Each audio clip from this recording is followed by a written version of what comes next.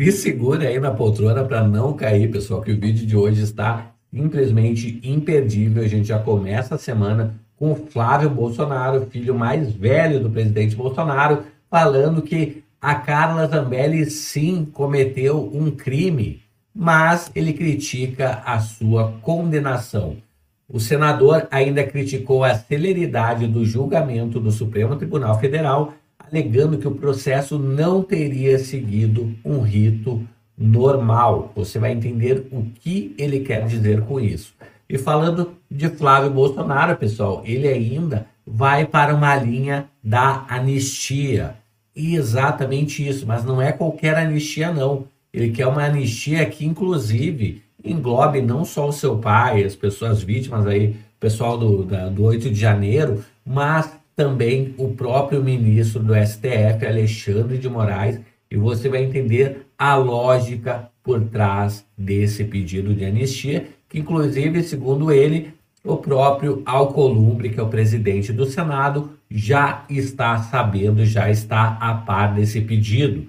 Então vou trazer tudo isso e muito mais no vídeo de hoje, então já chega se inscrevendo no canal, habilitando o sininho de notificações.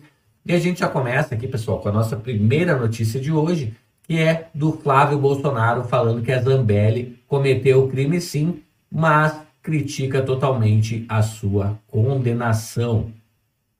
Então, pessoal, o Flávio, né, que é o filho mais velho do Bolsonaro, ele afirmou que a deputada licenciada Carla Zambelli, atualmente procurada pela Interpol, cometeu crime sim. No entanto, ele considera a sua condenação injusta. Em entrevista à Folha de São Paulo, o Flávio, né, ele falou, ele disse que compreende a fuga da Carla Zambelli e interpretou o ato como um desespero diante da situação. Como assim desespero? Pessoal, o que ele fala aqui? Eu vejo mais uma pessoa ali que está num nível de descrença das instituições brasileiras, num nível até de desespero, eu acho, do que vai fazer da própria vida, porque ela não merece estar presa, não merece essa condição que ela tomou, essa condenação que ela tomou, afirmou o filho do Bolsonaro. Pessoal, ele ainda criticou a celeridade do julgamento no STF, alegando que o processo não teria seguido um rito normal. O que é o rito normal? Início, meio e fim de um processo, pessoal. O negócio foi tramitado na velocidade da luz, né? Condenada por unanimidade pela primeira turma do STF pelos crimes de invasão de dispositivo informático e falsidade ideológica, a Carla Zambelli, pessoal, recebeu pena de 10 anos de prisão. E 10 anos de prisão, né? Acima de 8 anos, a pessoa tem que cumprir em regime fechado, tá? Então, esse é o grande que da questão, né? Além disso, deixa eu achar aqui só, tá carregando aqui, 10 anos de prisão, além da cassação do mandato, inelegibilidade e multa. Após a sentença, deixou o Brasil, né, obviamente, pela fronteira com a Argentina em Foz do Iguaçu, né, e segundo a Polícia Federal. A parlamentar anunciou que estava nos Estados Unidos e seguiria para a Itália, alegando estar protegida da extradição, justamente porque ela possui uma cidadania italiana. No entanto, o nome dela foi incluído na lista vermelha da Interpol e ela passou a ser procurada em 196 países diferentes, pessoal. Então, só para você entender aqui a cronologia, na última quinta-feira, o governo italiano iniciou a análise do pedido de extradição apresentado pelo Brasil. O documento foi entregue aí pelo embaixador brasileiro em Roma, o Renato Mosca, ao Ministério das Relações Exteriores da Itália. A Zambelli afirmou que pretende se entregar às autoridades italianas. Pessoal, ela contratou um advogado lá para defender os interesses dela. Ela está foragida na Itália, né? Então, na tentativa de impedir a sua extradição ao Brasil, ela contratou um advogado italiano super conhecido lá, que é o Peremílio Sammarco, né? Então conhecido aí como São Marco, conforme informações da revista Veja. Professor de Direito na Universidade de Bergamo, Sammarco é conhecido por ter ajudado na defesa de figuras públicas do país, como, por exemplo, o político Beppe Grillo. Então, é um advogado altamente renomado e também dá para pensar que ele é altamente custoso, né, para pagar, né? Imagino que a Carla Zambelli esteja fazendo um grande esforço para pagar esse advogado, né? Afinal de contas, é a única forma que ela tem de ficar livre momentaneamente desta prisão, né? Pessoal, vou trazer aqui um vídeo do Flávio Bolsonaro, né, falando de um projeto de anistia, né, que ele está tentando emplacar lá no Senado para que anistie não só o seu pai, né, o Bolsonaro, né, o Jair Messias Bolsonaro, as vítimas lá do pessoal do 8 de janeiro, como também o próprio Alexandre de Moraes, e que ele já está costurando com o Alcolumbre, que é o presidente do Senado, uma proposta nesse sentido, né? Então, nessa anistia, tem que entrar o Alexandre de Moraes, porque cometeu vários atos de abuso de autoridades. Vamos entender aqui o que o Flávio está falando. Vou colocar aqui. Porque, na minha cabeça, o Alexandre de Moraes deve virar para os outros. Peraí, pessoal, deixa eu só colocar no meu ponto de vista, a anistia exatamente para botar uma linha aqui no Brasil, para daqui para frente.